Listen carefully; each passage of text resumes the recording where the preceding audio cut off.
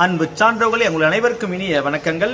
வல்வம் வாழ்க இந்த நிகழ்ச்சியில இன்றைய குரல் உங்களுக்காக. பொருட்பால் அரசியல்ல அதிகாரம் 61 மடியின்மை. மடியின்மைனா சோம்பல் இல்லாம இருக்கிறது.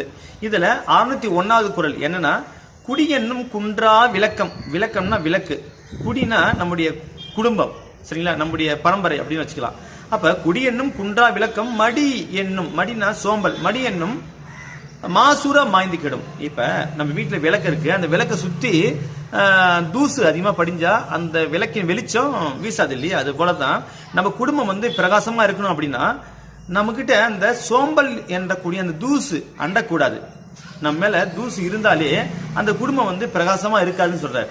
அப்ப குடி என்னும் குன்றா விளக்கம், ஒரு குடும்பம் பிரகாசமா இருக்க வேண்டும் என்றால் நம்மிடம் சோம்பல் இருக்கக்கூடாது. இதான் வள்ளுவர் குடி என்னும் குன்றா விளக்கம் மடி என்னும் மாசுர மாய்ந்து கெடும் என்று சொல்றார். நன்றி.